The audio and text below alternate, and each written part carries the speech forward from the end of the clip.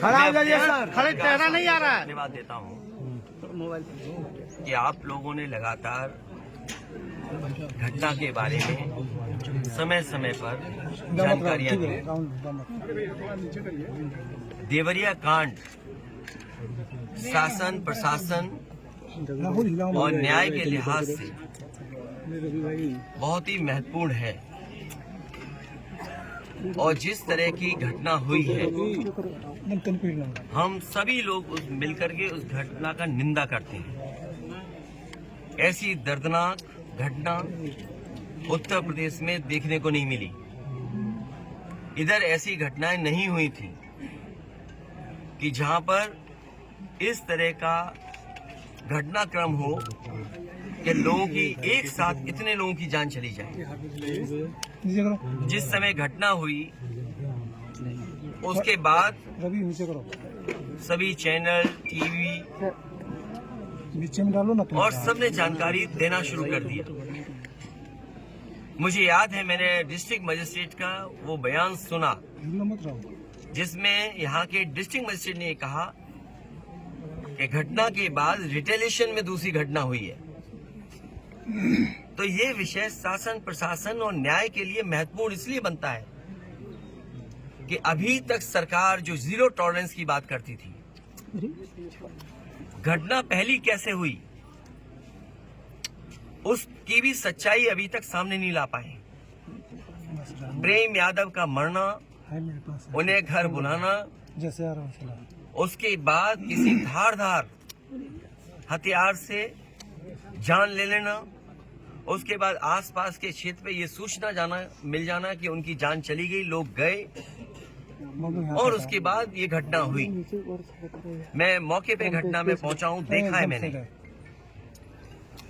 उस परिवार के रहने का और उस परिवार में जो घर बना हुआ मैं देख करके आया हूं। वो घर और ये घर जहां प्रेम यादव थे दूर था। आखिरकार किन परिस्थितियों में वहां जाना पड़ा उन्हें, क्या वजह थी कि सुबह वो मौके पे चले गए।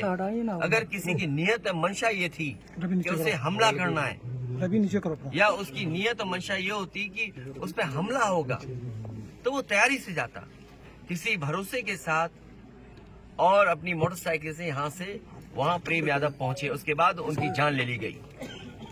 मैं यही कहना चाहता हूं इस मौके पर, मुख्यमंत्री जी का गृह जनपद है, मंडल मत बोलिए क्योंकि दूसरा जिला बगल का जिला भी घर मानते हैं। देवरिया, गोरखपुर, कुशीनगर, महाराजगंज वो अपने आप को दावा करते हैं कि वो घर है उनका और जनता ने वोट भी दिया उन्हें। लेकिन जीरो टॉलरेंस वाले लोग इस तरह की भेदभाव फैलाएंगे, इस तरह की घटना होने देंगे और फिर उसका राजनीतिक लाभ लेना चाहेंगे आप।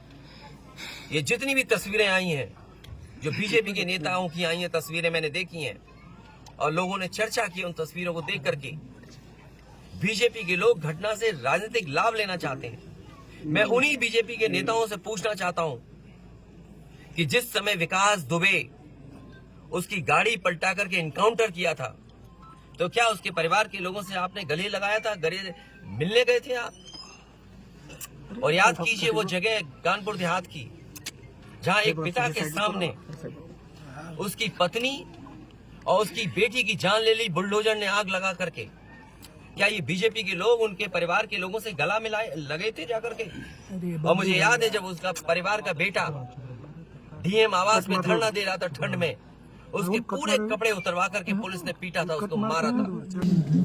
उत्तर प्रदेश के लोग वो घटना भी नहीं भूलेंगे कि जहां पे एक आईपीएस ने एक ब्राह्मण परिवार की जान ले ली थी। आईपीएस उत्तर प्रदेश नहीं रह पा रहा था, भगोड़ा बन गया था, अंततः उसको जेल जाना पड़ा।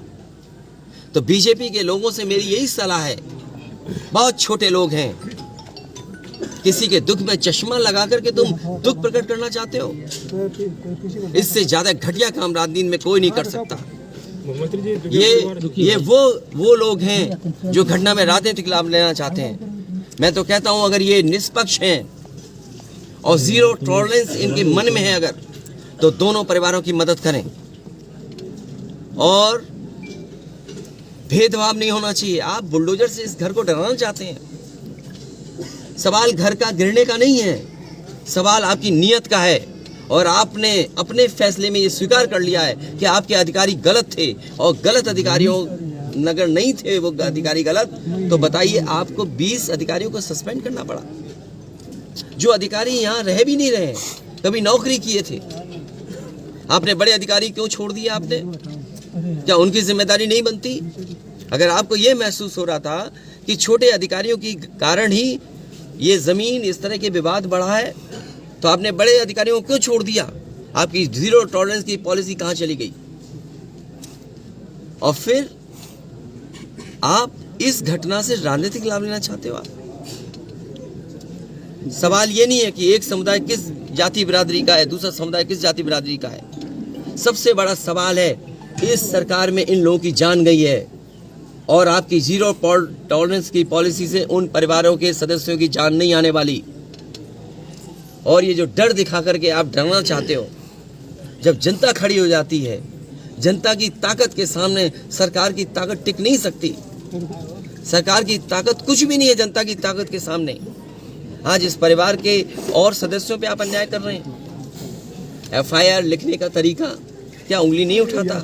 और मैं तो पत्रकार साथियों से कहूंगा कि आप में से कुछ लोग कानून की जानकारी रखते हैं, कानून को समझते हैं, क्योंकि इतना अनुभव आपको हो गया है घटनाओं को देखते हुए और अधिकारियों से बात करते हुए, आप समझते होंगे। सोचिए